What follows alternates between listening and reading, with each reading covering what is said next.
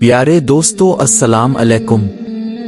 آج ہم بات کریں گے ایک ایسی ہستی کی جن کا نام سنتے ہی دل میں عشق الہی کی روشنی جگمگا اٹھتی ہے۔ جی ہاں، ہم بات کر رہے ہیں ہندوستان کے سلطان حضرت خواجہ غریب نواز یعنی حضرت خواجہ معین الدین چشتی رحمۃ اللہ علیہ کی۔ ان کی زندگی ایک ایسی مثال ہے جو انسانیت، محبت اور اللہ کی عبادت کا پیغام دیتی ہے۔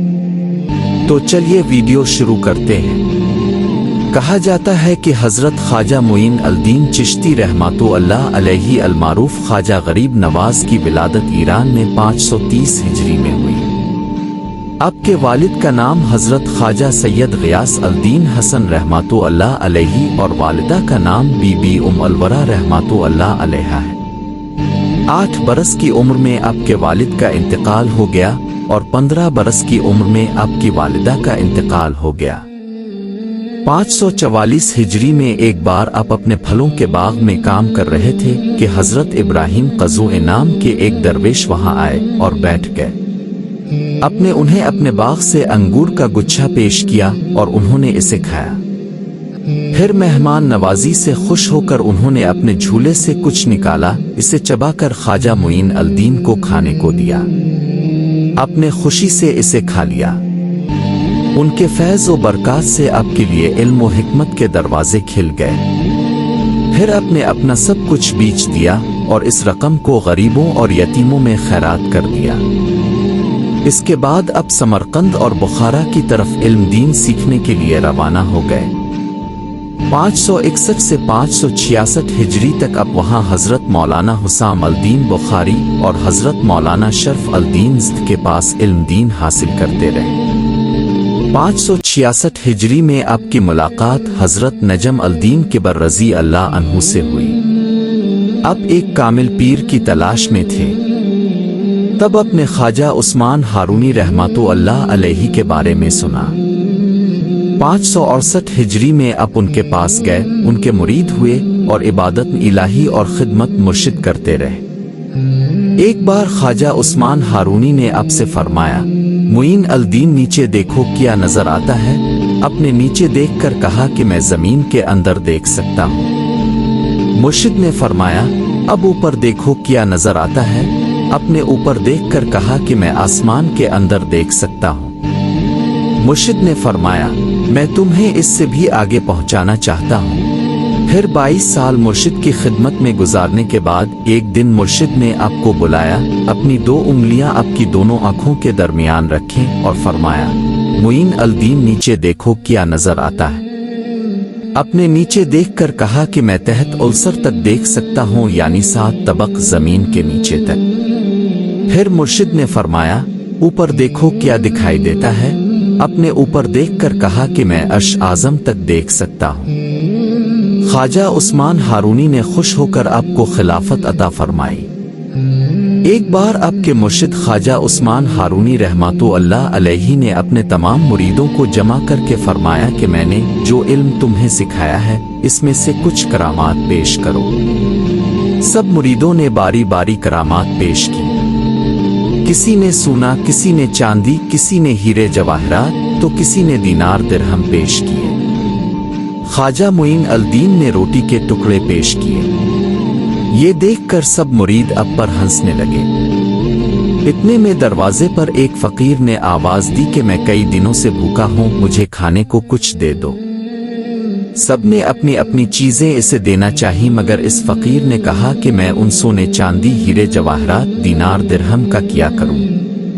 مجھے کھانے کو کچھ دے دو، میں کئی دنوں سے بھوکا ہوں۔ پھر خواجہ معین الدین نے روٹی کے ٹکڑے اس فقیر کو دے دیے۔ اس نے لے کر آپ کو بہت سی دعائیں دیں۔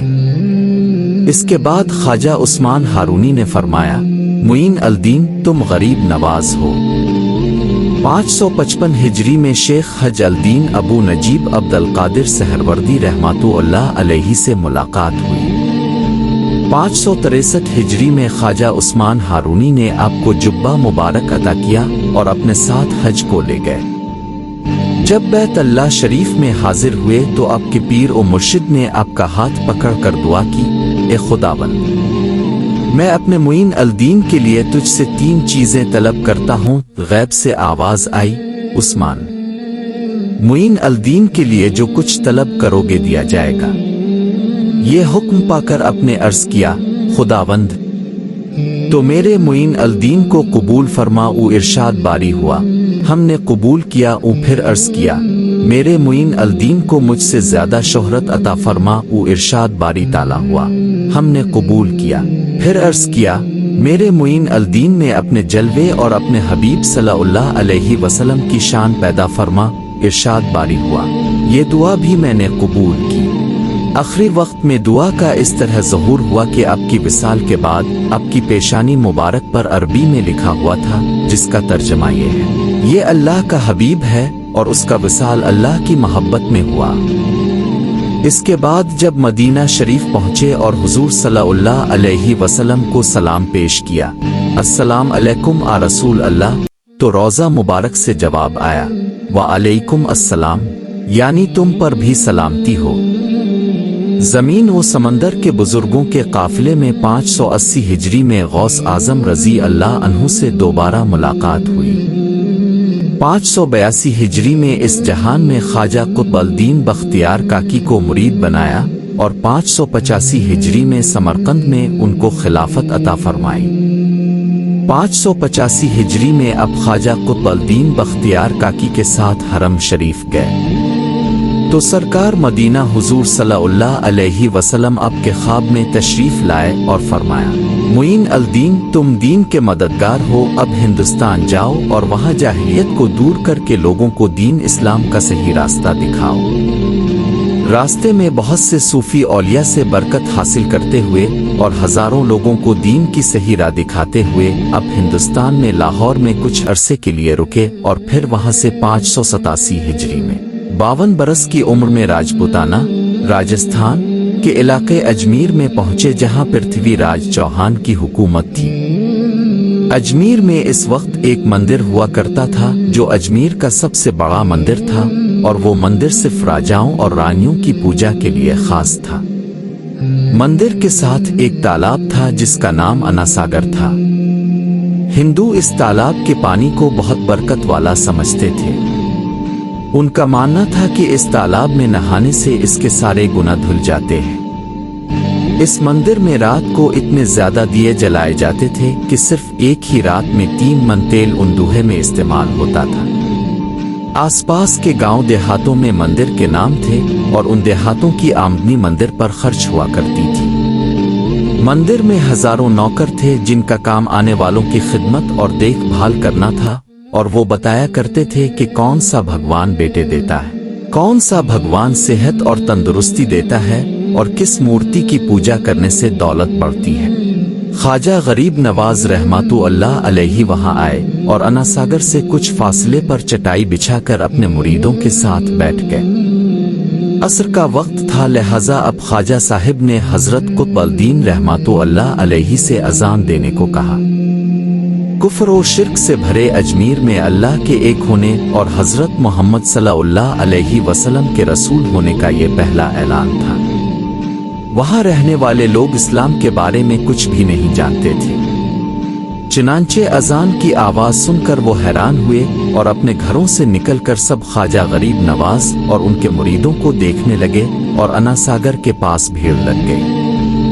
خواجہ غریب نواز اور ان کے مریدوں نے اناساگر کے پانی سے وضو کیا اور نماز پڑھنا شروع کر دی۔ سب ہندو حیران رہ گئے۔ وہ سوچ رہے تھے کہ سب بھگوان تو مندر کے اندر ہیں، تو یہ لوگ کھڑے ہو کر کون سے بھگوان کے آگے جھک رہے ہیں۔ شام ہوئی تو راجا کے اونٹ جو دن میں چرنے کے لیے گئے تھے اپنے چرواہوں کے ساتھ واپس آنے لگے۔ دیپک کی بات تھی کہ جہاں حضرت خواجہ غریب نواز بیٹھے ہوئے تھے وہ جگہ راجا کے اونٹوں کے بیٹھنے کی جگہ تھی۔ چرواہوں نے بابا صاحب سے کہا، بابا صاحب یہاں سے ہٹیے کیونکہ یہ جگہ راجا کے اونٹوں کے بیٹھنے کی ہے۔ خواجہ صاحب نے فرمایا، اتنا میدان تو خالی پڑا ہے، اونٹ تو کہیں بھی بیٹھ جائیں گے، کیوں بے وجہ ہم کو تنگ کرتے ہو؟ वो लोग ना माने और मसले उठाकर उधर उधर करने लगे और ख्वाजा साहिब से बदतमीजी करने लगे और आखिरकार बहुत बदतमीजी से कहा कि ये राजा के ऊँटों के बैठने की जगह है और उधर राजा के ही ऊँट बैठेंगे, तुम लोग कहीं और अपना मिसला बिछा लो। आखिरकार अब ख्वाजा साहिब ने उठते हुए हजरत कुतुब अल-दीन से फरमाया, उठो कुतुब अल-दीन ये कह रहे हैं कि ये ऊँटों के बैठने की जगह है, तो चिल्लू मैं कहता हूँ अब यहाँ सिर्फ ऊँट ही बैठे रहेंगे। ये कहकर अब ख्वाजा साहिब अपने साथियों समेत वहां से उठ गए। अगली सुबह जब ऊँटों को चरने के लिए ले जाने का वक्त आया और चरवाहे ने ऊँटों को उठाना चाहा तो उन्हें पता चला कि ऊँट उठ नहीं पा रहे। उन्होंने ऊँटों को मार मार कर जबरदस्ती उठाना चाहा मगर वो बैठे रहे। चरवाहे परेशान हो गए कि ऊँट उनके एक इशारे पर उठ जाते थे, आज वो क्यों नहीं उठ रहे। आखिरकार उन्हें याद आया कि कल इस बाबा ने कहा था कि चिल्लू अब ये ऊँट यही बैठे रहेंगे। लोग जमा होना शुरू हो गए। कोई कह रहा था कि फकीर कोई बड़ा जादूगर है, किसी का मानना था कि वो कोई भगवान का नया अवतार है। तो ये बात राजा पृथ्वीराज चौहान तक जा पहुंची कि एक मुसाफिर फकीर ने राजा के ऊँटों पर जादू कर दिया है। राजा ने हजरत ख्वाजा मुइन अल-दीन चिश्ती को खबर भेजी कि तुम कैसे फकीर हो जो बेजुबानों को बांध कर रखते हो, ये बेचारे भूख और प्यास से मर जाएंगे, इसलिए मेहरबानी करके अपना जादू वापस ले लो। ख्वाजा साहिब ने फरमाया, हम मुसलमान हैं और मुसलमान बद्दुआ नहीं करते और ना जादू करते हैं। जापून जिसके हुक्म से बैठे थे इसी के हुक्म से खड़े हो जाएं। फिर चरवाहे ने ऊँटों को उठाया तो पहली ही बार में वो उठ खड़े हो गए। गैर मुस्लिमों की दिलचस्पी उन मुसाफिरों में बढ़ने लगी। अब 5 वक्त की अजान होती और नमाज अदा की जाती। आखिरकार राजा तक ये बात पहुंच गई और उनकी शिकायत की गई कि राजा साहिब जो मुसाफिर आए हुए हैं सब के सब मुसलमान हैं, 5 वक्त अजान देते हैं और हमारे पाक तालाब को हाथ मुंह धोकर गंदा करते हैं, हमारे दीन के खिलाफ बातें भी करते हैं और कहते हैं कि ये मूर्तियां पूजने के लायक नहीं, ये तो सिर्फ एक पत्थर है, इसलिए उन्हें यहाँ से हटा लिया जाए। राजा पृथ्वीराज चौहान ने फकीरों को खबर भिजवाई कि तुम लोग गोश्त खाते हो, हमारे दीन के खिलाफ बोलते हो और हमारे पाक तालाब को अपने हाथ मुंह धोकर गंदा करते हो, जो हम कतई बर्दाश्त नहीं कर सकते। तुम्हारे लिए ये अच्छा होगा कि तुम यहाँ से चले जाओ। ख्वाजा साहिब ने फरमाया, और भी तो दुनिया आती है, सिर्फ हमारे ही पानी लेने से आखिर क्या फर्क पड़ जाएगा। राजा कहने लगा, वो सब हमारे दीन और हमारे मजहब के लोग हैं और तुम दूसरे दीन के हो। आइंदा तुम लोगों ने तालाब को नापाक किया तो हम तुम लोगों पर सख्त कार्रवाई करेंगे। ख्वाजा साहिब ने हजरत कुतुब अल-दीन रहमतुल्लाह अलैहि से फरमाया, ए कुतुब अल-दीन, शायद ये लोग आइंदा हमारे पानी लेने पर कोई परेशानी खड़ी करेंगे, जाओ एक प्याला पानी ले आओ। हजरत ख्वाजा कुतुब अल-दीन ने फरमाया, चलिए हम अपना प्याला भर लेते हैं। इन लोगों ने उनको प्याला भरने से मना कर दिया, मगर फिर बाद में जाकर वो लोग इस शर्त पर मान गए कि तुम्हारा जिस्म पानी से ना छुए तो हम ये प्याला तुमको भरने देंगे। प्यारे दोस्तों, हजरत ख्वाजा कुतुब अल-दीन रहमतुल्लाह अलैहि तालाब की सीढ़ियों पर जा बैठे और अपने प्याले को पानी में डुबो दिया। जब वो प्याला भर गया तो हजरत ख्वाजा कुतुब अल-दीन ने वो प्याला ऊपर खींच लिया, मगर फिर क्या था, जब वो प्याला पानी से बाहर आया तो अनासागर का सारा पानी खुश्क हो गया और अनासागर की तह में खुश्क रेत उड़ने लगी। मानो ऐसा मालूम हो रहा था कि सारा अनासागर इस छोटे से प्याले में समा गया है। जैसे ही अनासागर खुश्क हो गया, पूरे अजमेर में कोराम मच गया। गिल्ली महल्ले में चीख पुकार की आवाजें आना शुरू हो गईं। लोग रो रहे थी और ये कह रहे थे कि जो गुनाह हम अनासागर में नहा कर धोते थे और अपने गुनाहों से छुटकारा पा लिया करते थे, अब हम क्या करेंगे, अब हम गुनाहों का बोझ कहाँ लिए फिरेंगे। सारे इलाके में ये खबर फैल गई कि मुसाफिर फकी ने जादू के जोर से अनासागर को सिखा दिया है। दोस्तों, जानते हैं आगे क्या हुआ। आगे हुआ ये कि राजा पृथ्वीराज चौहान अनासागर के खुश्क हो जाने की वजह से बहुत परेशान हुआ। इसने अपने वजीरों को बुलाया।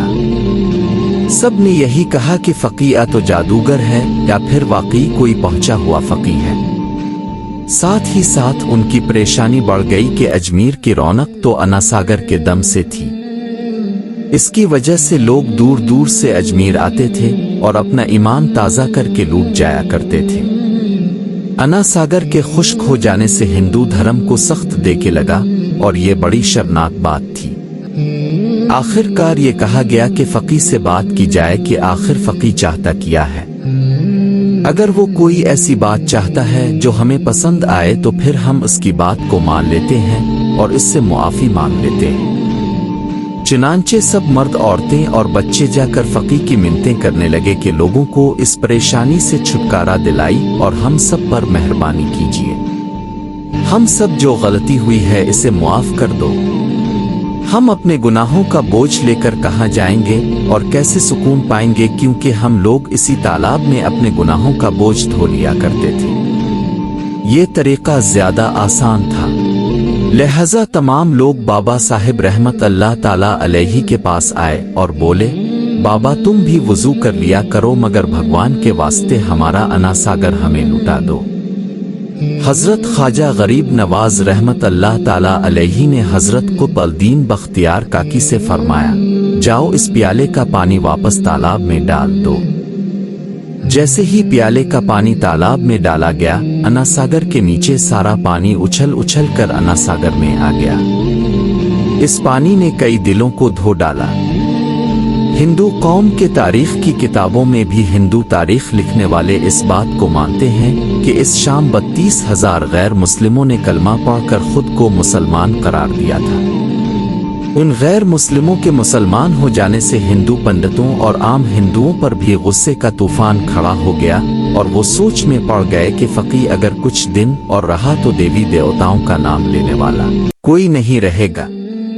लिहाजा लोगों ने राजा को मजबूर किया कि जल्द से जल्द कुछ किया जाए। राजा ने मंदिर के बड़े पंडित रामदेव को बुलाया और इसे बाबा साहिब से मुकाबला करके जल्द से जल्द उन्हें हराने और अजमेर से बाहर निकाल देने का हुक्म दे दिया। रामदेव अपने वक्त का मशहूर पंडित था, जिसके इल्म की काबिलियत की दूर दूर तक धूम मची हुई थी। दरअसल पंडित शैतानी और जादुई ताकतों का मालिक था। इसने पृथ्वीराज चौहान को ये यकीन दिलाया कि जल्द ही राजा कोई अच्छी खबर सुनेगा। रामदेव बाबा ख्वाजा साहिब रहमत अल्लाह अलैहि के पास आया और उल्टे सीधे सवालात करना शुरू कर दिए। हजरत ख्वाजा गरीब नवाज ने फरमाया, खामोशी जरूरी है। इसलिए हजरत ख्वाजा रहमत अल्लाह अलैहि खामोश रहे। जब रामदेव ने हद से बढ़कर शोर मचाना शुरू कर दिया तो हजरत ख्वाजा गरीब नवाज ने इसकी तरफ आंख उठाई और मुस्कुरा कर फरमाया, रामदेव तो शोर मचा रहा है और मैं तेरे माथे पर ईमान का नूर चमकता हुआ देख रहा हूँ। बस इतना कहना था कि ना जाने क्या करिश्मा हुआ। देखते ही देखते बाबा रामदेव कदमों पर गिरा और रोते हुए बोला, बाबा साहिब जिस धर्म के तुम हो इस धर्म में मुझे भी शामिल कर लो। सब लोग जो मुकाबला देखने आए थे सब हैरान हुए और बाबा रामदेव जो बाबा को हराने आया था खुद ही मुसलमान हो गया। तारीख की किताबें भरी पड़ी हैं। हजरत ख्वाजा गरीब नवाज वो इकलौते बुजुर्ग हैं जिन्होंने 90 लाख गैर मुस्लिमों को मुसलमान किया। सदियां बीत गई मगर आज भी ख्वाजा गरीब नवाज का डंका वैसे ही बज रहा है। प्यारे दोस्तों, 589 हिजरी में शहाब अल-दीन गौरी अब के मुरीद बने। 611 हिजरी में अब दिल्ली तशरीफ ले गए। अपने बहुत सी किताबें भी लिखी हैं जिनमें अनीस अल-अरवाह और दलाइल मशहूर हैं। आप फरमाते हैं, किसी का दिल ना दिखाओ, हो सकता है कि वो आंसू तुम्हारी सजा बन जाए। दुखी लोगों की मदद करना और उनकी फरियाद सुनना अफजल इबादत है। झूठी किस्म खाने से घर में से बरकत चली जाती है, इसलिए हमेशा सच बोला करो। प्यारे दोस्तों, आपके खानदान के बारे में मिलता है कि आपकी 2 बीवियां हैं और 3 बेटे और 1 बेटी है। बीवी अमान अल्लाह से निकाह 590 हिजरी में हुआ। आपके वतन मुबारक से पहले बेटे ख्वाजा फखर अल-दीन, दूसरे बेटे ख्वाजा हुसाम अल-दीन और तीसरे बेटी बीबी हाफिज जमाल रहमत अल्लाह अलैहा हुई। बीवी इस्मत अल्लाह से निकाह 620 हिजरी में हुआ और आपके वतन से हजरत ख्वाजा जिया अल-दीन अबू सैयद रहमत अल्लाह ताला अलैहि हुए। आपका विसाल 6 रजब 633 हिजरी को 97 बरस की उम्र में हुआ। आपका मज़ार अजमेर यानी राजस्थान में है। विसाल के बाद भी आपका फैज़ और करामात जारी है। आपकी मज़ार पर हाजिर होने वालों और आपके वसीले से दुआ मांगने वालों को अल्लाह ताला हर नेक जायज़ मुराद अता फरमाता है। अब सुनिए एक और किस्सा जो गौस पाक की जिंदा करामात में से एक है। प्यारे दोस्तों, ख्वाजा गरीब नवाज चिश्ती रहमत अल्लाह अलैहि की मज़ार मुबारक को हिंदुस्तान के बादशाह औरंगज़ेब आलमगीर ने तोड़ने का इरादा किया। बादशाह औरंगज़ेब को औलिया के मुताल्लिक ये गलत फहमी थी कि मरने के बाद मज़ारों में उन्हें जिंदा किया जाता है। अपनी इसी वहम को दूर करने के लिए बादशाह औरंगज़ेब एक रोज़ गरीब नवाज की ज़ियारत करने के लिए अजमेर शरीफ तशरीफ़ ले गए। जब अजमेर पहुंचे तो औरंगज़ेब ने अपने काजी से कहा, चिल्लू मान लेता हूं कि गरीब नवाज अल्लाह के वली हैं, मगर मैं तभी मानूंगा जब मैं उनको सलाम पेश करूंगा तो वो मुझे सलाम का जवाब देना चाहिए। अगर मेरे सलाम का जवाब मुझे ना मिला तो मैं मज़ार शरीफ तोड़ दूंगा। औरंगज़ेब आलमगीर जब मज़ार पर पहुंचे और हाजिरी दी तो वहां पर एक अदिन सा शख्स बैठा हुआ था। वो शख्स इंतजार कर रहा था। तो बादशाह औरंगज़ेब ने इस शख्स से पूछा, ये क्या मामला है? तुम यहाँ पर क्यों बैठे हो और तुम परेशान लग रहे हो? तो इस शख्स ने बादशाह औरंगज़ेब से कहा, हजरत, मैं नक से नाबीना हूँ और काफ़ी अरसे से ख्वाजा गरीब नवाज रहमत अल्लाह ताला अलैहि से दुआ कर रहा हूँ कि मेरी आंखों की रोशनी वापस आ जाए, मगर कोई फ़ायदा नहीं होता। मैं काफ़ी अरसे से यहाँ हाजिरी देता हूँ और रू रू कर दुआ करता हूँ कि अल्लाह ताला अपनी झोली के सदक़े में मेरी आंखों की रोशनी मुझे अता कर दे, मगर आज तक मुझे कोई फ़ायदा नहीं हुआ, यानी मेरी आज तक कोई हाजिरी और दुआ कबूल नहीं हुई। तो बादशाह औरंगज़ेब ने इस अंधे शख्स से कहा कि मैं मज़ार पर सलाम पेश करने जा रहा हूँ और जब मैं वापस आऊँगा और तब तक तेरी आंखों की रोशनी तुझे ना मिली तो मैं तलवार से तेरी गर्दन उड़ा दूंगा। इतना सुनना था कि वो अंधा शख्स और ज्यादा परेशान हो गया और ज्यादा गमगीन हो गया। वो शख्स ये सोचने लगा कि अब तक तो मैं अपनी आंखों से परेशान था कि मेरी आंखों की रोशनी नहीं है, मैं अंधा हूँ, मगर बादशाह ने जब मेरी गर्दन उड़ाने की बात कही है, यानी अब मेरा बचना बहुत मुश्किल नजर आ रहा है। फिर इस अंधे शख्स ने जोर जोर से रो रो कर ख्वाजा गरीब नवाज से फरियाद करने लगा। जब बादशाह औरंगज़ेब ने ख्वाजा गरीब नवाज को सलाम पेश किया तो मज़ार में से कोई जवाब नहीं मिला। जब बादशाह औरंगज़ेब ने एक मर्तबा सलाम पेश किया तो जवाब नहीं मिला। फिर दूसरी मर्तबा सलाम पेश किया, फिर भी सलाम का जवाब नहीं मिला। मगर जब तीसरी मर्तबा बादशाह औरंगज़ेब ने सलाम किया तो अंदर से आवाज़ आई, वालेकुम अस्सलाम व रहमता अल्लाह व बारकातुहू। फिर मज़ार शरीफ से आवाज़ आती है, ये बादशाह औरंगज़ेब, दोबारा ऐसी जिद न करना, क्योंकि तुम्हारी जिद की वजह से मैं इस अंधे आदमी की आंखों की रोशनी लेने अर्श इलाही पर गया था और इसी वजह से तुम्हारे सलाम के जवाब देने में देर हो गई। सुभान अल्लाह। ख्वाजा गरीब नवाज की करामत को देखकर बादशाह औरंगज़ेब रहमत अल्लाह अलैहि खुद एक अल्लाह के वली बन गए। अल्लाह अकबर। तुम मेरे दोस्त हो, ये शान होती है अल्लाह के वलियों की। ये वाक़या होना था कि बादशाह औरंगज़ेब रहमत अल्लाह अलैहि एक बहुत बड़े अल्लाह के वली बन गए, जिन्होंने किताब लिखी फ़तो आलमगीरी, जो कि इस्लाम के मुताबिक फतवे देती है। इस्लाम के कवानीन की बुनियाद बनकर बड़े बड़े मसाइल इसी किताब से हल होते हैं। उम्मीद करता हूँ आपको ये वीडियो पसंद आई होगी। अगर पसंद आई हो तो इसे लाइक करें और चैनल को सब्सक्राइब करें। फिर मिलेंगे अगली वीडियो में, तब तक के लिए अल्लाह हाफिज।